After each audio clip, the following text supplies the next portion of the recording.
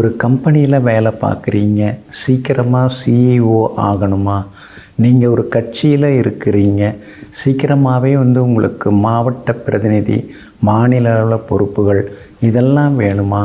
அல்லது நீங்கள் இப்போ பெரிய பொறுப்பில் இருக்கிறீங்க, அந்த பொறுப்பு அந்த பதவி தொடர்ந்து நீடிக்கணும், அது அடுத்தவங்களுக்கு போயிடக்கூடாது, நாம் தான் அந்த பதவியில் தொடர்ந்து இருக்கணும் அப்படின்னு நீங்கள் ஆசைப்பட்றீங்களா?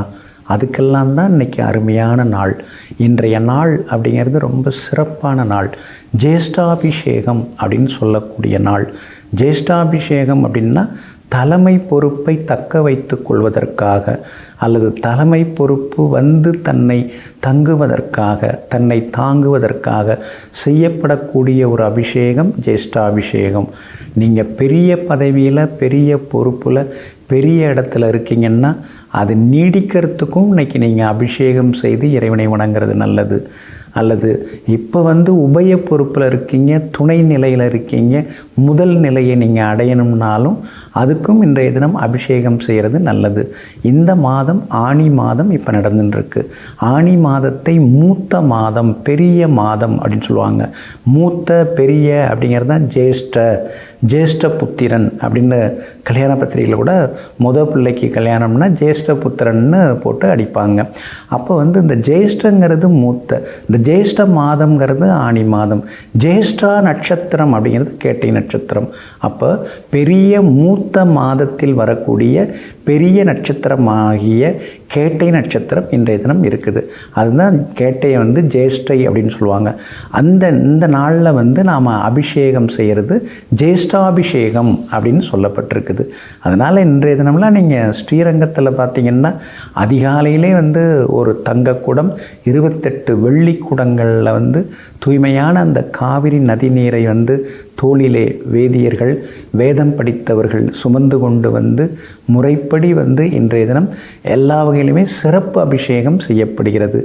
எல்லா தேவேந்திர லோகத்திலே, தேவலோகத்தில் இருக்கக்கூடிய தேவேந்திரன் இன்றைய தினம் தன்னுடைய பதவியை தக்க வைத்துக் கொள்வதற்காக இங்கு இறைவனை வழிபடக்கூடிய ஒரு அற்புதமான திருநாள் இன்றைய திருநாள்.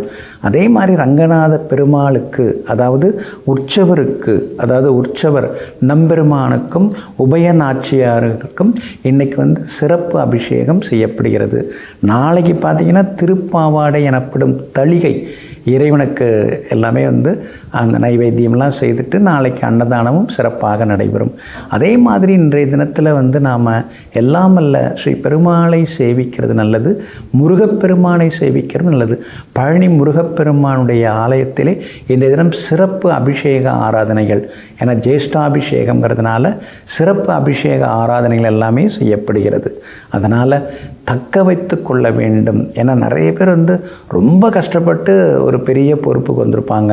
ஆனால் அந்த பெரிய பொறுப்புக்கு வந்தாலே அதிலேருந்து கீழே தள்ளி வர்றதுக்குன்னே ஒரு பெரிய கூட்டம் காத்திருக்கும். ஏன்னா கேட்டை நட்சத்திரத்துடைய அதிதேவதை அப்படின்னாலே இந்திரன் தான். அதனால் இன்றைய தினத்தில் நம்ம ஜேஷ்டாபிஷேகம், அதாவது கோவிலுக்கு போய் அபிஷேகம் செய்து இறைவனை வணங்கினோம்னா பெரிய பொறுப்பு பதவி கிடைக்கும். பெரிய பதவியில் இருக்கிறவங்க அந்த பதவியிலேயே தொடர்ந்து கொள்ள முடியும். அதே மாதிரி இன்றைய தினம் ரோகம் ருணம், அதாவது நோய் நொடிகளை எல்லாம் தீர்க்கக்கூடிய பிரதோஷம் இன்றைய தினம் அனுசரிக்கப்படுகிறது. அதனால் இன்றைய தினம் எல்லாம் வல்ல சிவபெருமானையும் நந்தியம் பெருமானையும் மாலை நேரத்திலே ஆலயம் சென்று வழிபட்டால் நம்முடைய நோயெல்லாம் விலகி ஆரோக்கியம் எல்லாமே அதிகரிக்குங்க. அதனால் எல்லாம் வல்ல இறைவனை வணங்குவோம், எல்லா வரங்களையும் பெறுவோம்.